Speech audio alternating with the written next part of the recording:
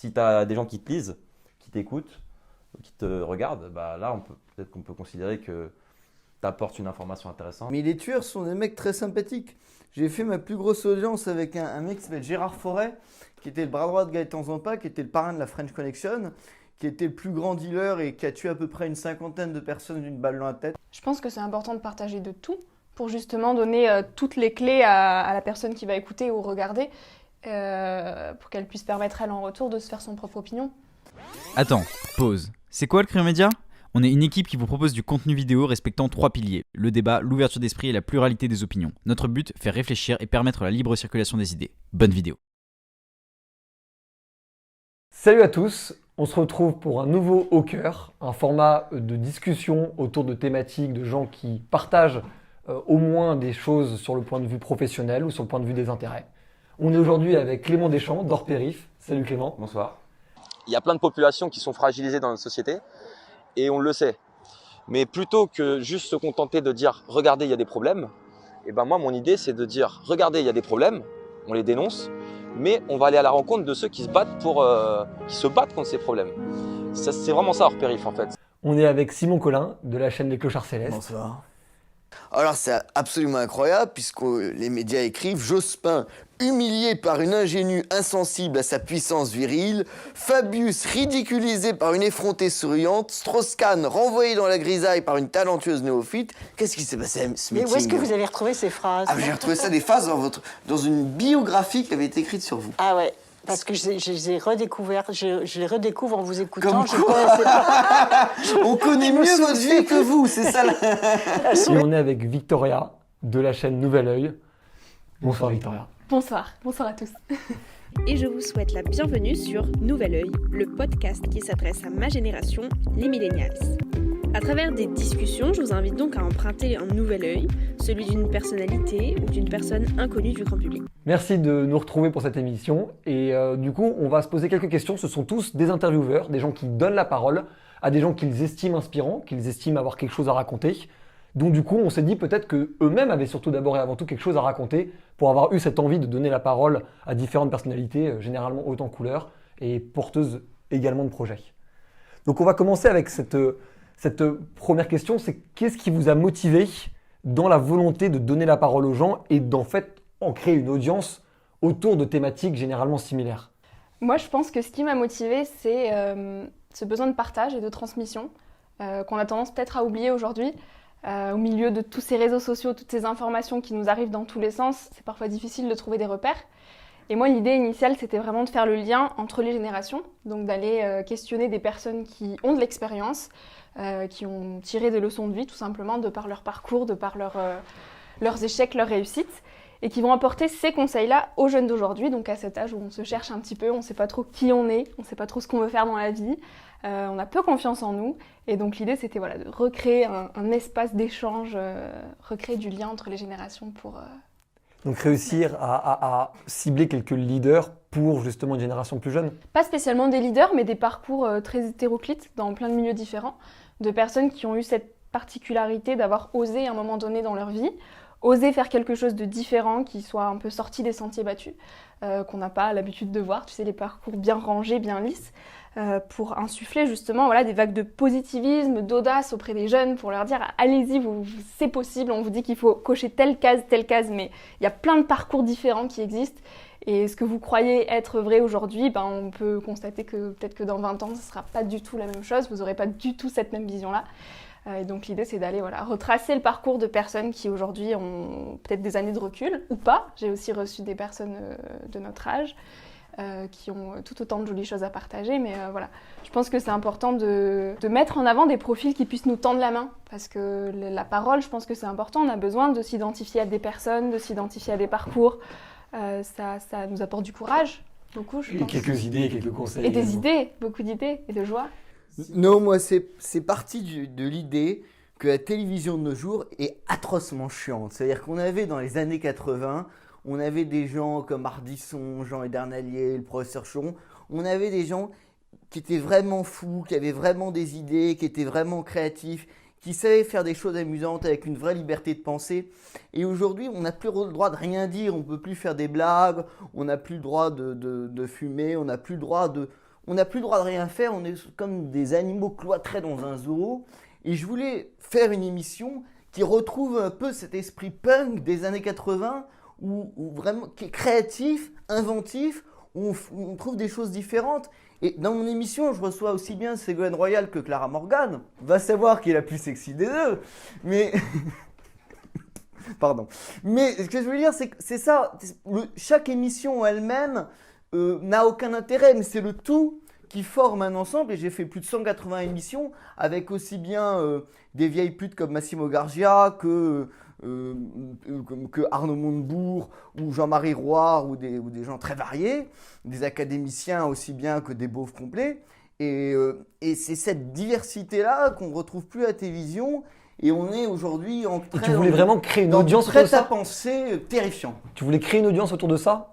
Mais il y a une audience, il y a des fans, il y a des gens, et en plus d'ailleurs mes fans m'inquiètent un peu, parce que souvent ce sont des gens un peu terrifiants, souvent très isolés, qui vivent à la campagne, qui m'envoient des messages assez délirants.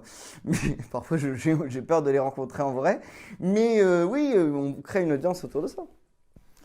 Toi, ton but, c'est de mettre des initiatives positives ? Moi, hors périph, c'est vraiment l'idée d'aller sur le terrain. Moi, c'est donc on est dans l'époque d'un peu de la virtualité, tous sur les réseaux sociaux, tous devant leur télé. Et moi, mon idée, ça a été vraiment, il faut aller sur le terrain. Alors, en plus, avec le confinement, plus personne ne sort et plus personne ne se rencontre. Donc moi, voilà, je fais des reportages en fait. C'est ça mon cœur d'activité, c'est aller sur le terrain à la rencontre des gens qui font bouger les choses. Donc un peu comme Victoria, cette idée de transmission. Et un peu comme Simon aussi, c'est-à-dire ouais, le prêt-à-penser. Voilà, moi je vais donner la parole aux gens qui sont sur place. Je m'extrais de ça et je laisse parler. Et je vais rencontrer toutes sortes de gens avec un dénominateur commun. C'est quoi ? C'est les problèmes sociaux. Donc il y a des problèmes sociaux. Je sais pas, décrochage scolaire, problème de la question de la migration, des sans-abri, des toxicomanes, Du handicap également. des personnes porteuses de handicap, des personnes qui sortent de prison. Bref, il y a plein de problèmes sociaux et il y a des gens qui se battent pour faire avancer les choses. Et moi, je vais sur le terrain à la rencontre de tous ces gens. Voilà l'idée. Et le but, vraiment principalement, était de pouvoir mettre en avant ces initiatives, généralement associatives. Le but, franchement, c'est de faire du journalisme. C'est regarder ce qui se passe. Mais plutôt que juste se concentrer sur ce qui ne va pas et dire regardez le chômage, regardez la toxicomanie, regardez la prison, regardez ça ne va pas. Parce qu'il y a plein de choses qui ne vont pas. Mais c'est regarder, il y a une réalité sociale qui est dure, mais il y a des gens qui se battent. C'est ça en fait. Il y a des gens qui se battent et je vous les présente. C'est ça l'idée de base. Juste pour garder le sourire en fait. Et pour se dire vas-y, je me lève le matin, sinon on se ferait chier quoi. Oui, et puis sortir peut-être aussi de la critique qu'on fait, notamment de la banlieue, sur beaucoup de choses très négatives qui en sortent, Ouais. beaucoup plus qu'en faire ressortir le positif. Faire tomber les barrières et casser l'image qu'on a de la banlieue, tous les préjugés et essayer d'aller sur le terrain et montrer qu'en fait, en réalité, on est tous assez similaires. Même si on est riche, pauvre, noir, blanc, issus de banlieue ou de Paris, on a tous à peu près... on est tous des êtres humains, on a tous à peu près les mêmes problématiques, finalement. Moi, je me trouve très discriminé. Il y a Gonzaï, je ne sais pas si vous connaissez ce média. Gonzaï, c'est un peu comme Vice ou comme Combini, qui a écrit un article à mon sujet qui s'appelle « Le futur vient de cracher une glaire dégueulasse » et elle s'appelle Simon Collin. Et il est écrit que je suis un sosie de Massimo Gargia avec la voix d'Arnaud Montebourg et le botox d'Emmanuel Béard. Ils ont dit que tu venais du futur. Et ils ont dit que je tuais mes invités. Ils ont dit de cette émission où les invités meurent souvent après l'émission. C'est vrai que j'ai Bon, pas on mal... espère qu'on va pas mourir C'est notre côté après, gérontophile, tu vois. On aime bien les vieux, nous. Alors, je reçois Régine qui est 80 ans. Mais c'est la question que j'allais poser justement. Qu'est-ce qui fait que tu choisis tes invités ? Quel est le Moi, critère ? je choisis des invités qui ont un parcours de vie incroyable, exceptionnel. Par exemple, on reçoit Sandy, Régine, qui a 91 ans, qui a créé le concept de la boîte de nuit dans le monde entier, qui a fait assurer ses jambes $1 million, qui a couché avec aussi bien Omar Sharif que les plus grandes stars du monde. Et c'est pour faire ressortir ces parcours-là qui sont incroyables. C'est quoi incroyable pour toi? Désolée, je prends Non, mais t'as raison. Tu poses des questions chiantes, toi. Non, mais je de respect, suis curieuse de... C'est une vraie question, je suis d'accord. Non, moi je trouve, en tout cas, c'est des parcours qui sont amusants, étonnants, détonnants. Et aujourd'hui, les jeunes ont tendance à dire c'est pas notre époque, tu vois, je suis pas né. Ils s'intéressent pas tellement à ces gens-là et c'est dommage. Et pourquoi toi tu t'y intéresses ? Parce que je suis gérontophile. Parce que j'aime les vieux monsieur et les vieilles dames. Et parce que moi, ça me fascine. On reçoit aussi bien, et par exemple, quand on reçoit Massimo Gargia, qui a été le plus grand gigolo du XXe siècle, qui a été le mari de Greta Garbo. Enfin, je trouve ça génial, mais il y a plein de gens qui s'en foutent complètement, je suis sûr. C'est la question du coup que Et je te donc pose. c'est très tourné sur le cul, Pas du tout. Ah. Non, c'est que... Ouais, non. Ok. C'est Non, de la mais cul- pourquoi de la pas culture. Non, parce que franchement, pourquoi pas De moi, la culture, nous n'avons pas gardé que les 3 premières lettres. Non, mais pourquoi pas? Moi, je dis tout est intéressant. Je suis d'accord. Tous les sujets, c'est une question, c'est une vraie question. Et du coup, je te pose la question, Victoire, comment toi tu choisis tes invités? Bon, on en a parlé un petit peu tout à l'heure, mais quelle est peut-être dans ce cas-là la personne la plus atypique que tu aies interviewée? Quelle est celle qui t'a le plus marqué? Alors, celle qui m'a le plus marquée, question très difficile, ça, c'est la pire question que tu puisses poser. L'idée qui te vient comme ça. Ouais, plus marquée, je dirais que c'est Antoine de Maximi, parce qu'au-delà de l'interview, très bien. Au-delà de l'interview en elle-même, il y a vraiment eu un échange, tu vois. Il y a eu un moment partagé. Je suis arrivée chez lui et je me suis sentie de suite comme à la maison. Alors j'avais quand même un petit peu les chocottes, quoi. C'est quelqu'un que j'admire énormément. T'as retourné le concept de son émission Ouais, chez lui, en fait. c'est ça. Et c'était hyper chouette, quoi. Il m'a invité à manger et pour la petite anecdote. Donc je mange pas de viande et en fait il me dit bon qu'est-ce qu'on se fait à manger? Bah tiens, j'ai que du quinoa et du poisson, est-ce que ça te va? Donc très bien, il commence à faire cuire son poisson et en fait le poisson accroché à la poêle et donc il bataillait avec son poisson et j'étais pliée de rire, quoi. Et puis il me dit bah tu sais quoi, la vie est trop courte pour se faire chier avec une poêle poubelle. Et là il balance son truc et tout et tu vois, ouais, j'étais là mais waouh. Après il savait que je venais de Bordeaux, il fait allez tiens une bouteille de rouge. Enfin tu vois c'est vraiment tout le moment qu'on a partagé en fait qui était hyper précieux et je suis ressortie de cette interview, j'étais là mais comme tu disais tout à l'heure, en fait, waouh, enfin, on est tous pareils, on n'a aucune différence, quoi. Il a juste eu un parcours de vie qui s'est construit, qui est incroyable, mais c'est un être humain comme tout le monde. Et il balance sa poêle quand il est pas content. Et voilà. Non, Et c'était trop chouette. À poil. Non, moi j'aime beaucoup Antoine de Maximi, c'est un ami. Mais par exemple, j'ai interviewé un mec samedi, pour aussi prendre des mecs qui ont eu des parcours assez incroyables, qui voulait faire un reportage sur les squats et sur les gangs. Et alors du coup, il prend un mec qui est fixeur dans des squats et des gangs et qui en même temps indique pour la police. Et il prend le mec comme assistant photo. Et alors il vit pendant 2 ans avec le mec, en faisant des photos avec le mec, un peu comme vous et moi, voilà. Ou comme tous les gens qui sont dans cette salle. Et à la fin, le mec est adoré par tout le monde. En plus, il a une libido incroyable, il fait l'amour 15 fois par jour, enfin. Et le mec est vraiment adoré par tout le monde.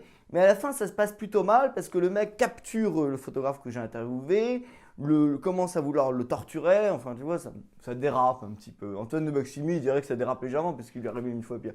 Mais voilà. Et qu'est-ce qui se passe? 5 ans passent. Titre des journaux, Guy Georges a été arrêté. Et il voit la tête de son assistant photo. Et en fait, il avait vécu 2 ans avec Guy Georges. Et c'est le moment où Guy Georges a fait tous ses crimes. C'est-à-dire que quand il rentrait le soir un peu fatigué, c'est parce que Guy Georges venait de tuer 3 femmes. Et d'ailleurs, Guy Georges n'a pas été arrêté par la police parce qu'il était indique, il passait sa vie au commissariat, donc personne ne pouvait le soupçonner. Je savais pas du tout ça. Ah ouais, on vous apprend des trucs ici, c'est incroyable. Non, mais c'est complètement. Ah, c'est génial. C'est assez dingue. Et toi, quel est le reportage que tu as fait qui t'a le plus marqué? Moi, je n'interviewe pas des personnalités, justement. J'interviewe des gens de la vie de tous les jours. Donc, j'ai pas d'anecdote de fou. À part le jour où j'ai rencontré une dame dans une asso qui fait de la réinsertion après la prison. Tac, je fais mon reportage, je pose mes questions à des jeunes, parce que c'était plutôt des jeunes qui sortaient de prison. Et là, il y a une petite dame de 60 piges qui rentre dans la pièce. Et tu sais, un peu bourgeoise, bien habillée. Et qui me dit bonjour et tout, comme tout le monde. Et je me dis, ça doit être une voisine qui ramène le goûter, tu vois. Et en fait, je parle avec elle 5 minutes et elle me dit qu'elle sortait de prison, qu'elle avait pris 7 ans ferme. Et pourquoi elle avait pris 7 ans ferme? C'est la question que tout le monde se pose, mais que tu poses pas dans ce contexte-là, tu vois. Parce que quand tu parles avec des gens qui sortent de prison, le réflexe, c'est pourquoi tu as pris de la tôle? Mais c'est pas respectueux parce que tu vas le renvoyer dans son passé. Tu vas le remettre dans son crime, en fait. Alors que le mec, normalement, il a purgé sa peine. Donc, la prochaine fois, pose-lui plutôt la question: qu'est-ce que tu veux faire demain? Quels sont tes projets? Plutôt que pourquoi tu es tombé. Parce que tu vois, ça crée une relation un peu… plus négative. Ouais, négative à mort. Donc, je ne sais pas pourquoi elle a pris 7 ans ferme. J'ai ma petite idée parce qu'elle m'a donné 2-3 indices. Mais ce n'est pas ça la question. La question, c'est que cette dame, Bernadette, elle s'appelle. Et c'est pas le profil de quelqu'un qui prend 7 ans ferme, mais pourtant, elle sortait de prison, elle essaie de se réinsérer, tout ça. Et on a fait une belle interview. Mais les tueurs sont des mecs très sympathiques. J'ai fait ma plus grosse audience avec un mec qui s'appelle Gérard Forêt, qui était le bras droit de Gaëtan Zampa, qui était le parrain de la French Connection, qui était le plus grand dealer et qui a tué à peu près une 50aine de personnes d'une balle dans la tête. D'ailleurs, il a assassiné Joe Dassin, Mike Brandt, enfin beaucoup de gens. Joe Dassin, carrément. Bah oui, parce que il a fait un cocktail létal pour Joe Dassin. Mais ça, c'est en plus. Ça, c'est avéré, Ça, c'est lui qui te l'a dit. Oui, non, ça c'est totalement avéré. Il a fait un cocktail létal pour Mike Brandt. Mais ça, c'est du bonus. Mais T'as fait une interview, le mec raconte ça? Ah bah évidemment. Mais en plus, J'avais pas vu il ça, a fait 2 millions de vues pourtant. Il a fait de la prison Il a fait 18 ans. Ah ouais, 18 ans. Mais il a quand même tué 50 personnes d'une balle dans la tête. Et pour raconter l'anecdote qui suit, en fait, on avait eu l'idée, parce que je faisais des papiers pour Playboy, et on avait eu l'idée de faire un reportage photo chez moi avec lui. C'est là où tu vois un mec qui est vraiment adorable, et il était venu chez moi avec 12 Kalachnikov. Ça t'a pas fait peur? Ça t'a pas fait. Non, parce qu'il est vraiment très sympa. C'est un monsieur de 70 ans, beau gosse, qui est venu avec sa copine, sympa. On avait fait un shooting avec des filles nues, des Kalachnikov et tout. Et après, comme les photos sont pas parues, il a dit qu'il voulait me trucider. Donc là, ça m'a fait un peu plus peur. Tu vois, j'ai plus de nouvelles depuis, tu vois. Ouais, effectivement. Il a voulu tuer Eric Nolot aussi. Parce qu'Eric Nolot l'a reçu à TPMP. Et il a dit du mal de son livre. Et alors, il a essayé de le tuer dans les couloirs du truc. Comme quoi, c'est un métier à risque. Et je raconterai une anecdote. Non, mais en parlant de métier, justement, moi, c'est la question aussi que je vais vous poser. Comment vous vous positionnez par rapport à ce que vous faites? Est-ce que vous voyez ça comme une passion, un hobby, un métier, une profession à long terme? Comment vous vous positionnez même par rapport à vos projets? J'allais dire une connerie, c'est une mission divine. Pas du tout. Ça pourrait être le cas. C'est très beau et l'art je suis. contemporain. Ça pourrait être le cas. C'est une mission. Voilà. Ok. Mais Moi, ça je peut être le cas. rajouterais même le Tu divine, peux, tu vois. mais tu peux Non. complètement assumer le fait que c'est une Non, mission. en vrai, pourquoi? Moi, c'est du journalisme en fait. Je vais sur le terrain, c'est du reportage. Pourquoi je fais ça? Franchement, parce que je kiffe et parce que je me vois pas faire autre chose. Moi, j'aime bien la nouveauté. J'aime bien découvrir. J'aime pas la routine. Et ce métier me permet de. Jamais retomber dans les mêmes choses, quoi. Pourtant, il y a de la routine quand même, parce qu'au final, ça reste des interviews. Il y a une routine, mais quand même, il y a une découverte constante. Donc, ouais, c'est un métier, ouais. Je dirais que c'est un métier. Si tu le fais, de toute façon, une activité que tu fais 40, 50, 60 heures par semaine, c'est un métier, on va pas se mentir. Hein, c'est pas juste un hobby. Bah moi, c'était une passion avant d'être un métier. C'est vraiment, j'ai mis le doigt sur une réelle passion que je m'étais refoulée, je pense, pendant longtemps. J'ai mis du temps avant de me dire que c'était quand même du travail et que c'était du temps et de l'argent et donc potentiellement un métier. Je pense que quand il y a du temps, de l'argent, de l'énergie, ça coche potentiellement les cases de ce qu'est un métier. Donc aujourd'hui, j'en vis pas du tout. Ça reste une passion, ça reste du temps libre, ça reste de l'amour, de la joie, des belles rencontres parce que comme tu dis, c'est hyper enrichissant et tu fais des rencontres juste qui te nourrissent. Personnellement, humainement, donc pour moi, quand tu dis mission divine, ouais, complètement. Mais je sais pas si tous les deux vous en vivez aujourd'hui. Moi, je suis encore étudiante, donc c'est vraiment un projet parallèle. Mais tu veux en vivre? J'aimerais, dans l'idéal. Ouais, j'y réfléchis. Après, on verra. Pour le moment, je préfère garder ce truc de passion parce que j'ai peur que si je me dis, ok, c'est un métier, changer ma manière de faire. Tu vois, j'ai peur d'être influencée par ça. Donc pour le moment, je me laisse un petit peu porter, mais je suis curieuse de savoir vous comment justement, toi je crois que tu as envie. Moi, absolument pas, j'ai jamais gagné un euro de ma vie. Ah ouais? Et j'ai jamais payé personne d'ailleurs. Mais Tu fais quoi à côté du coup? Non, parce qu'une chroniqueuse que j'avais virée m'avait dit qu'elle voulait me faire un procès pour travail dissimulé. Je lui ai dit, c'est bien parce que tu n'as jamais travaillé, c'était au grand jour. Donc nous, on fait du non-travail au grand jour. Mais quand vous dites que c'est une mission divine, moi ça me touche parce que une des émissions les plus fortes que j'ai faites, c'est un invité qui a fait une crise cardiaque pendant l'émission. Et ce qui était génial. Et ça, Il se passe des trucs de ouf, toi. ça m'a valu 4 pages. Ça m'a valu 4 pages dans le Figaro. C'était Nicolas Kerr, qui est un chanteur, qui est un réalisateur de films, qui fait des films avec Ariel Dombal, et qui est arrivé complètement défoncé dans l'émission. Et on l'a allongé sur le canapé et on l'a porté vers le fauteuil de l'émission. Et là, on a allumé les micros. Il s'est mis à pleurer, à se traîner par terre. Et tout, et on a quand même tout filmé, et à la fin, il a fait une crise cardiaque. Et pourquoi tu as quand même publié la vidéo? J'ai publié la vidéo parce que c'était ma plus belle émission, c'est totalement surréaliste, c'était un vrai moment de télé. Aujourd'hui, on ne pourrait plus montrer ça à la télé, quoi. Mais ça a été diffusé, le mec il meurt et c'est Alors sur- non, il est vivant. Ah. Si vous voulez, il est vivant. Non, non. Il est allé 6 mois en hôpital après, plus 3 mois en hôpital psychiatrique. Bref, la routine quoi. Mais il est toujours vivant. Parce que je crois qu'on n'a pas trop le droit de diffuser une mort en direct. Non, je non, pense mais que ça aurait il eu est des pas problèmes. mort. Il est pas mort. Voilà, voilà. Il y S'il avait était, même eu une histoire en Angleterre où s'il justement. était mort, on aurait fait plus de vues. Donc, Il serait pas là. Non, mais il y avait vraiment une histoire dans les années 90 où un présentateur anglais avait poussé jusqu'au bout la logique justement du buzz autour de ça et qui s'était dit en gros je vais faire une roulette russe en direct sur la télévision britannique et même si jamais il n'en est pas mort, de fait la chaîne de télévision avait prévu un délai de 4 secondes au cas où ça tombe quand même sur la mauvaise cartouche. Parce que justement c'est effectivement complètement illégal de montrer une mort en direct. Ils auraient fait quoi? Ils auraient coupé l'antenne Bah, ils auraient coupé au. Enfin, c'était le doigt nucléaire, quoi. C'est le doigt à tout moment. Faut couper sur le truc. Ouais. Et je voulais aussi vous demander, parce que c'est souvent la remarque que nous on se fait même au sein du Crayon, mais est-ce que le fait d'avoir voulu donner la parole aux gens, c'est aussi une manière pour vous, en fait, de prendre la parole indirectement? Oui, complètement. Je pense que oui, c'est un moyen de faire haut-parleur peut-être sur des messages qu'on aimerait diffuser au monde. Peut-être sur des sujets dont nous-mêmes on se sent pas légitime. En tout cas, je parle pour moi. Tu te sentirais moins légitime de parler de ces sujets-là sans un invité? Complètement, oui, oui. Je pense à notamment Frédéric Lenoir, un maître spirituel, Grand écrivain. Ouais, grand écrivain, auteur, développement personnel. Je serais capable de ressortir même pas 1/10 de toute sa connaissance, quoi. Donc de pouvoir mettre un coup de projecteur sur cette personne, c'est une manière aussi à moi, je pense, de m'exprimer et de partager des messages qui me tiennent à cœur, mais que je suis peut-être pas encore en mesure de partager moi-même. Ouais, forcément, je prends la parole dans la mesure où quand je choisis mon invité, quand je choisis rien que le choix du sujet, c'est personnel, donc c'est une sensibilité. Ouais, c'est comment dire, c'est une subjectivité qui s'exprime. Dans le montage de mes reportages aussi, dans tout. Même de temps en temps, il y a ma voix aussi qu'on entend dans mes reportages parce que je pose des questions.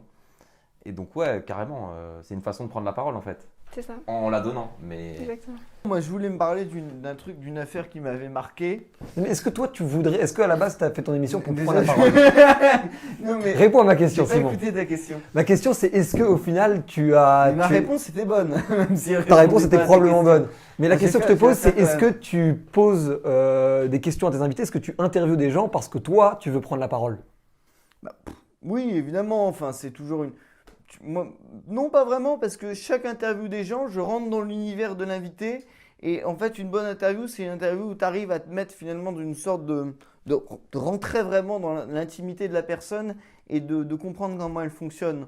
Donc, tu prends la parole avec elle. Mais je voulais juste rebondir sur une affaire, parce que une affaire dont on a le plus parlé pour mon émission, c'est que j'avais reçu, par exemple, une affaire, un truc dégueulasse qui m'était arrivé. J'avais reçu Gabriel Maznef, vous savez, l'écrivain pédophile. J'avais reçu Gabriel Maznef, et alors que Frédéric Tadé l'avait reçu la veille, alors qu'il était reçu dans tous les médias, et j'ai reçu 30 000 menaces de mort parce qu'on m'a dit, mais c'est une honte absolue d'avoir reçu un écrivain pédophile. Mais moi, je fais que le métier d'un journaliste, c'est-à-dire que je donne la parole aux gens. Et c'est là où c'est absolument délirant de se faire menacer de mort parce que tu as interviewé un type. C'est là où on est dans une époque délirante et on t'associe à celui que tu interviews et forcément tu partages des idées. Vous en pensez quoi par rapport à ça? Justement, le fait de publier des paroles sur lesquelles vous n'êtes peut-être pas d'accord? Je sais que c'est moins votre cas dans vos formats respectifs, mais nous, au Crayon, effectivement, il y a beaucoup de gens qu'on interviewe avec lesquels on partage ni les idées ni les valeurs et que c'est aussi une question qu'on se pose. Je pense que c'est important de partager de tout pour justement donner toutes les clés à la personne qui va écouter ou regarder pour qu'elle puisse permettre elle en retour de se faire son propre opinion. Après, moi, c'est vrai que personnellement, c'est toujours des personnes que je mets en avant qui sont complètement en accord avec mes valeurs. Après, il peut arriver que pendant l'interview, elles disent une, 2 ou 3 phrases avec lesquelles je suis pas spécialement d'accord. Mais Ça t'arriverait jamais de couper ces phrases-là? pas du tout, bah non. Ça fait partie de l'authenticité du sujet et puis c'est ça. Ouais, c'est le cœur du truc quoi, qui peut permettre aux gens après de se forger leur propre opinion. Moi, je suis d'accord. Moi, je suis moi, je suis pour le dialogue. Je suis pour le dialogue. Je pense que si on se parle, au bout d'un moment, les mensonges ou les gens qui se voilent la face vont finir par être face à leur vérité. Donc, moi, je suis pour le dialogue. Après, il y a peut-être des fois où c'est pas constructif. Je sais pas. Peut-être des fois, il y a peut-être aussi pourquoi je le fais, pourquoi je l'invite. Le mec qui est pédophile, si c'est avéré, pourquoi je l'invite, sur quel sujet, est-ce qu'on a envie de vraiment construire une réflexion, ou est-ce que c'est juste pour le buzz parce qu'il est pédophile. Tu vois, je pense que ça dépend aussi de l'intention qu'il y a derrière. C'était un buzz à l'envers parce que quand je l'ai reçu, il publiait des livres à 600 exemplaires. Et en fait, il est devenu une star 2 jours après que je l'ai reçu. Donc c'est toi qui l'as. T'étais pas au courant de, Mais non. de cette Il histoire a propulsé un pédophile. D'où ma question, c'est quoi pour toi quelqu'un d'incroyable? D'un pédophile, on a créé une star. Ben non, mais c'est pas ça. Mais il y a eu ce qu'on appelle l'affaire Maznev. Il y a eu le livre qui est sorti sur lui. Mais moi, quand je l'ai reçu, c'était un type totalement inconnu. Personne ici dans la salle aurait su qui c'était. Mais après, il y a eu l'affaire Maznev. Il a fait la une de Libération, la une du New York Times. Et de fait, mon émission étant la seule interview qu'avait lui, la plus récente, avec celle de Tadi, mais ils l'ont pas prise. Mon émission est passée partout, sur toutes les télés du monde entier. En Uruguay, les gens pas Eindhoven qui me disaient qu'ils me voyaient à la télé, sur les écrans géants à Genève, on voyait mon émission. Mais c'est parce que c'est la dernière. Et il y a Libération qui a voulu faire une journaliste, soi-disant journaliste, qui s'appelle Ivan Trippenbach, qui a voulu faire un papier dégueulasse sur nous, sur moi, sur mon émission, qui était en gros, parce que j'avais reçu Maznev, elle m'associe au réseau pédocriminel. Elle disait Simon Collin et les réseaux pédocriminels. C'était un titre comme ça. C'était les réseaux pédocriminels, Simon Collin, voilà. Et on a tout fait pour que l'article paraisse pas, et on lui a dit mais c'est dégueulasse, parce que c'est salir quelqu'un, ça va toute sa vie, ça va le suivre, c'est insupportable de faire ça. Et le seul truc qu'on a trouvé pour pas que l'article paraisse, et l'article n'est pas paru, c'est qu'on a cherché toute la nuit, et elle y tenait absolument à son article. Elle s'est dit, j'ai fait un article génial. C'est là où moi, j'aime pas tellement les journalistes, je trouve souvent qu'ils sont dégueulasses. Le seul truc, mais pas tous les journalistes dans la même case non plus. Le seul truc qu'on a trouvé, c'est de dire que j'étais mort. On l'a appelé à 7h du matin, et on a dit, écoutez, vous avez tellement voulu faire chier Simon Collin, il s'est suicidé.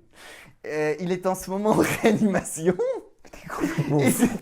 Et du coup, l'article n'est pas paru. Et le moment de ma mort était génial. Alors du coup, j'ai disparu pendant 10 jours. Je me souviens, on avait fait la fête avec Hervé Villard, Nicoletta et tout. Et il y a eu 10 jours où j'étais mort. Et après, on a dit, écoutez, il y a eu un miracle. Il s'était pourtant bien suicidé, tu vois, le mec. Et pourtant, il est réanimé, tu vois. Et voilà. Ivan, si tu me vois, je suis toujours en vie, je t'emmerde.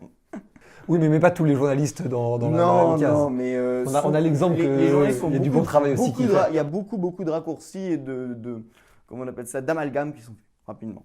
Bah alors, j'avais pas du tout poser cette question, mais du coup, c'est vrai que c'est un sujet qui m'intéresse aussi, parce qu'on a du coup un journaliste à la table. Moi, je ne le suis pas. Je crois pas que tu le sois non plus, Victoria. Je pense pas qu'on peut me définir comme. Et surtout pas. Et surtout pas, du coup, dans ce cas-là. Tout à l'heure, tu viens de dire, je fais du journalisme, j'invite tout le monde. Tu l'as dit. Et au final, à partir du moment où tu organises une interview, où tu invites quelqu'un et tu l'interviews, Oui. On s'en fout du terme. Est-ce que moi, personnellement, j'ai pas la carte de presse? Je m'en fous, journaliste ou pas journaliste. Moi, j'écris des articles, je fais des vidéos, je prends la parole et je donne la parole dans les médias. Donc, quelque part, appelle ça comme tu veux. Tu fais tout à l'heure, c'est vrai que oui. Tu invites des gens, tu les interviews, tu leur donnes Et la tu parole. fais des articles. Tu l'as même toi-même dit tout à l'heure, tu as dit je fais du journalisme, le journalisme c'est donner la parole aux gens. Non, bien sûr, mais je fais du journalisme évidemment, mais après. Donc ne critique pas ta propre profession dans ce cas-là. Oui, mais je fais ça comme un bénévole. Non, mais moi, vraiment, la question que je voulais poser sur le journalisme, c'est du coup, aujourd'hui, et beaucoup de gens se posent la question, et nous y compris, sur toute la vague de youtubeurs. On peut même prendre l'exemple d'Hugo Décrypte, qui est un peu la référence en termes de news neutre, pour le coup. Lui-même, je crois pas qu'il ait sa carte de presse, je devrais vérifier, mais je crois pas qu'il ait sa carte de presse. Je sais pas. De fait, quelle est aujourd'hui la frontière, surtout pour notre génération, où ça se sépare de plus en plus avec les réseaux sociaux? Qu'est-ce qui est aujourd'hui du journalisme? Moi, je viens de le dire, hein, vraiment, à partir du moment où tu écris un article, on peut considérer que tu es journaliste, en fait. Il y a un moment donné. En fait, il n'y a pas de juge. Il n'y a pas besoin d'avoir la carte de presse pour être journaliste. Il y a plein de journalistes indépendants qui n'ont pas la carte de presse et qui écrivent des articles et font des vidéos et font des podcasts en permanence et qui juste ils n'ont pas la carte de presse. Donc, je sais pas, je crois c'est une profession qui n'est pas réglementée. C'est pas qu'un avocat, il doit avoir le barreau. Un flic, il doit être assermenté. Un journaliste, à partir du moment où tu prends une photo, tu la postes, quelque part, tu es journaliste. Donc, il n'y a pas trop de… À mon avis, la seule reconnaissance, ça va être qui te lit, qui te suit et qui te valide, en fait. Si tu as des gens qui te lisent, qui t'écoutent, qui te regardent, là, peut-être qu'on peut considérer que tu apportes une information intéressante, donc tu es journaliste. Je comprends. Et c'est Moi, c'est peut-être ça ma définition. Après. peut-être le vecteur d'information également aussi. Est-ce qu'on peut considérer qu'une interview est aussi quel degré entre un reportage par exemple ou une interview sur le degré d'information qui sont transmises aussi? Dans les deux cas, c'est de l'information qui est transmise, c'est juste des formes différentes. Je pense qu'il y a plein de formes de journalisme différentes. À partir du moment où on transmet de l'information, pour moi, c'est du journalisme. Après, à des degrés différents, voilà, forcément, France 2, c'est pas la même forme de journalisme que ce que tu fais. Mais ça reste de l'information qu'on diffuse, quoi. Qu'est-ce que tu dis? Je crois pas que ce soit l'objectif. Si. Enfin, non, justement, c'est l'inverse, même l'objectif inverse, tout à fait. Et je voulais terminer avec. C'est déjà fini? On va faire quelques. On va faire J'avais encore 50 anecdotes à la con, moi. Allez, bah vas-y. Tu t'en veux une dernière? Bah vas-y, une dernière. Non, continue, pose tes questions. Je t'interromps pas. Alors, dans ce cas, c'est la dernière question. Quelle est la personne que vous voudriez voir au crayon sur ce genre de thématique, que ce soit les intervieweurs, le journalisme ou le fait de donner la parole Pascal à Praud. quelqu'un? Pascal Praud? Non, mais Si on pouvait l'interviewer sur qu'est-ce que c'est qu'un journal. Bah, non, mais je déconne. mais pourquoi pas? Enfin, pourquoi pas, franchement, si vous avez Pascal Praud, ce serait marrant. T'es fan Non, mais tu le c'est- connais? Je ne dirai rien, mais pourquoi Vas-y, vous bah, tu regardez peux dire. tout ça? Je sais pas Non, pourquoi. non, je Parce que dirai- t'as toujours une boîte à surprise à. Il y a une boîte à- Non, oui. T'as peut-être une anecdote sur Pascal Praud? Non, justement, j'en ai pas. Je n'ai pas d'anecdote sur Pascal Praud. Et qu'est-ce que t'en penses, toi, par exemple, Moi, je trouve de sa que- façon de faire le journalisme? Moi, je trouve, non, moi j'aime beaucoup son émission. C'est beaucoup d'amis qui participent d'ailleurs à son émission. Il y a beaucoup d'amis à moi. Il y a Elisabeth Lévy, il y a Didier Barbelivien qui est un très bon ami à moi. Il y a Sophie Obadia, Yvan Ruffol. Enfin, il y a beaucoup d'amis qui participent à l'émission. Et je trouve ça très bien. Je trouve que c'est un espace de liberté. C'est un peu le D'extrême côté droite. commerce. Mais oui, mais pour D'extrême droite. non, parce qu'il y a Laurent Geoffrin qui est là et ça n'a rien d'extrême droite. C'est juste que c'est la seule émission qui n'est pas complètement envahie par la bien-pensance et du coup on dit que c'est l'extrême droite. C'est pas vrai, je crois pas que Balance ton Moi, poste. j'ai une amie qui a Balance ton poste, alors il y a deux émissions, Balance ton poste, puisque Eric Nolot d'ailleurs est un ami, et Pascal Praud, c'est les deux seuls. Toutes les autres émissions, c'est quotidien. Je crois que quand même on peut pas dire qu'il n'y a pas une sorte de carcan idéologique terrifiant. Oui, mais aujourd'hui, moi je trouve que c'est la critique est un peu facile parce qu'il y a énormément de télévisions qui ont basculé dans quelque chose d'un peu anti-bien-pensant, on va dire. Et je pense que ce soit pas plus mal aussi parce que ça a peut-être rééquilibré un trop gros. Mais bien-pensance, ça veut dire quoi bien-pensance? Oui, Parce que je quand- trouve que c'est un terme un peu fourre-tout pour dire ah oui, la parole bien-pensance. Pour moi, c'est un peu comme dire complotiste ou tu vois. Moi je pense que c'est le retour du clivage gauche-droite. Qu'on soit. Bien-pensance, ça veut dire. Non, mais vraiment, on peut revenir sur ce terme parce que tu l'as utilisé tout à l'heure. Pour toi, ça veut dire quoi la bien-pensance? Mais c'est pas ça, c'est que une émission de Pascal Praud, vous avez deux personnes, je sais pas, un journaliste de Valeurs Actuelles, une personne de droite, et en face, vous avez genre Laurent Geoffrin et une personne de gauche. Et du coup, on dit que c'est une émission d'extrême droite. C'est comme on dit que Balance ton poste c'est une émission d'extrême droite parce qu'il y a trois invités qui sont plus de droite. Bah, quand c'est le duel Bernard-Henri Lévy, Zemmour, là, c'est pas le pluralisme vraiment dans toute sa splendeur. Justement, c'est du pluralisme, complètement. Et la différence, c'est quand... C'est Macron-Le Pen, dans l'idée. Non, c'est un pluralisme complet. Et quand je regarde Quotidien ou C'est à vous, ou Journalité de France 2, je vois pas ce pluralisme-là. Je te pose la question en ce cas sur Quotidien. Je regarde pas, mais pour le coup, quotidien, ils font attention aux faits. Je sais qu'ils vont sur le terrain, ils font des reportages et il n'y a pas trop d'énormités, de trucs faux. Je sais que CNews, c'est marrant, on parle de CNews. Moi, j'ai une amie qui a bossé là-bas et on lui a dit, écoute, évite les faits parce qu'elle fait du découpage pour les réseaux sociaux, tu vois, les petits spots qui sont publiés. Et on lui a dit, évite tout ce qui est factuel et mets les opinions. Parce qu'ils savent très bien que tout ce qui est factuel qui sort sur Ça fait CNews, moins réagir. c'est faux. Non, mais ça c'est fait moins réagir. non, même, mais en c'est soi. ouais, Ça mais fait moins non le buzz. seulement ça fait, mais surtout c'est faux. C'est En moins fait, le ils buzz peuvent aussi. pas se permettre de relayer des trucs parce qu'en fait, c'est que des fake news, que des trucs non sourcés.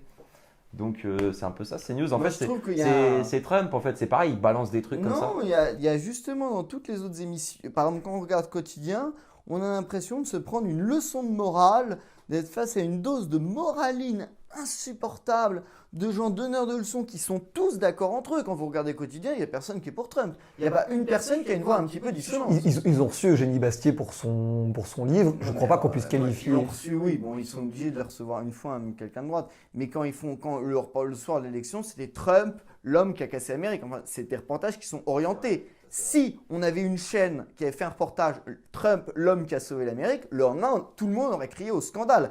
Yacine Bellatar, dans mon émission, a dit il a dit, je vais vous dire 3 trucs qu'il a dit. Pardon. Il a dit je crée une boîte de nuit pour pas voir des gens comme toi.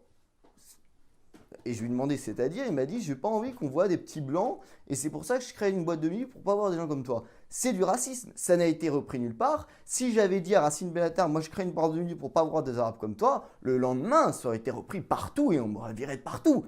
Mais là, comme c'est Yacine Bellatar, là il a le droit. Oui, mais peut-être que c'est parce que historiquement, Yacine Bellatar a plus souvent eu de problèmes pour rentrer en boîte de nuit que toi. Oui, mais ça devient un racisme à l'envers, en fait. On crée ces gens c'est eux qui communautarisent. C'est-à-dire, quand j'ai reçu Yacine Bellatar, moi, je l'ai reçu, mon meilleur ami est handicapé en chaise roulante, mon autre meilleur ami est noir, enfin, bref, voilà. Moi, je l'ai reçu comme vous et moi. Et lui, il a commencé tout de suite en disant « Ah, mais moi, je suis un arabe, hein, et il n'y a pas beaucoup d'arabes ici. » Donc, c'est lui qui communautarise le débat. Et c'est lui qui crée du racisme, en quelque sorte. En se mettant ensuite dans une communauté, dans un clan.